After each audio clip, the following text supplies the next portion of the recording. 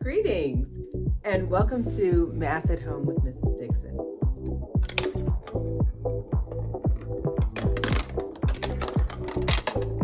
Yay, Mama. I absolutely love marble runs.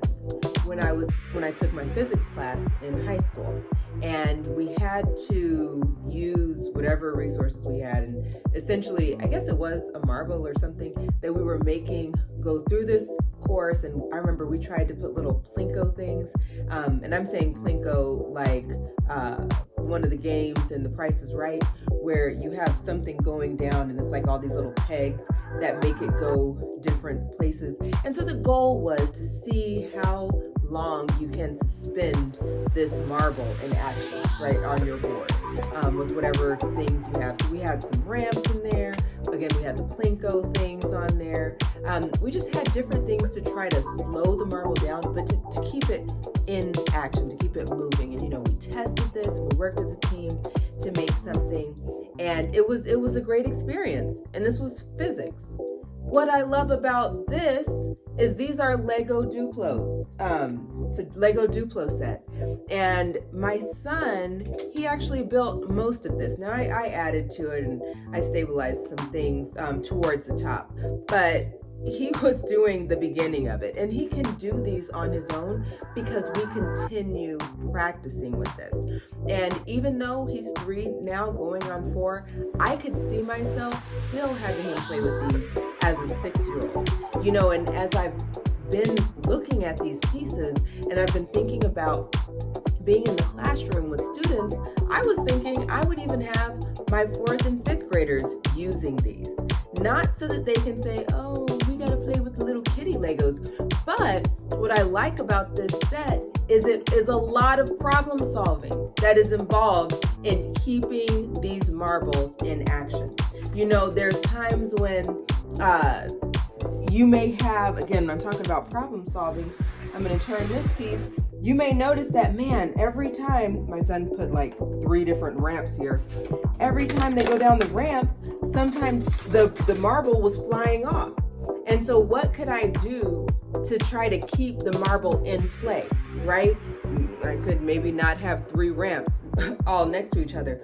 But then I also put these blocks here to just create a barrier when the marble wanted to just fly out of a piece, right?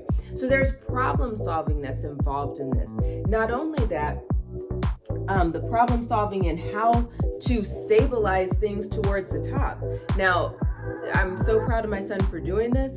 If it were my creation, I would have been very strategic with where I laid things out so that I could have some of the sturdier blocks to really uphold my higher structures. So like some of my higher structures are not being supported by much more than these little tiny things.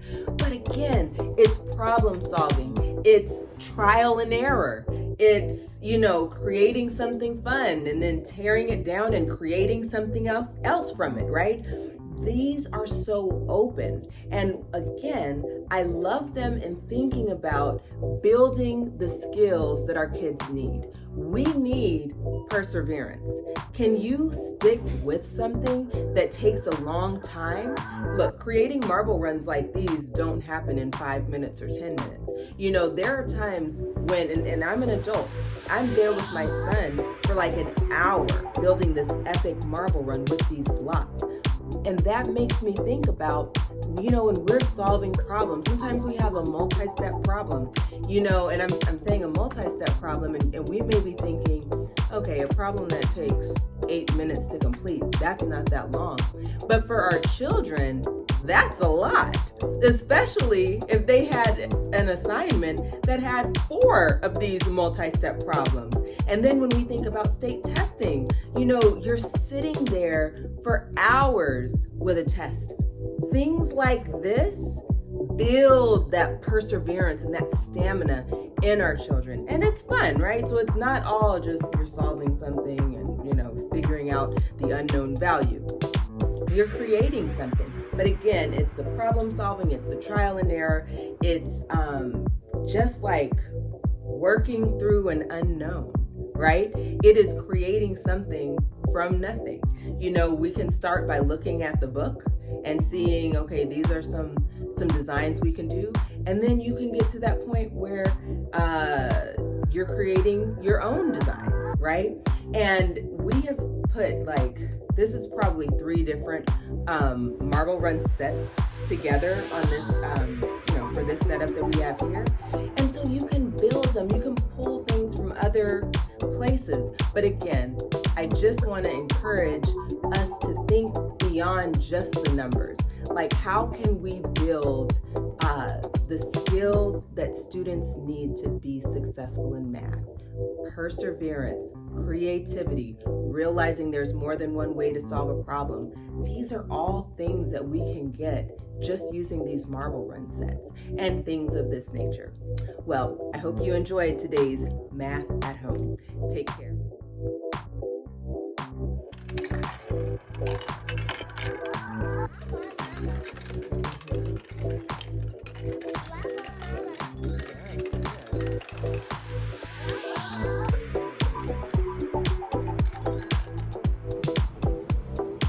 Put a little bit more in. Put some more in. Good, it's working. Yes. Well, that's where the rainwater comes out of your house.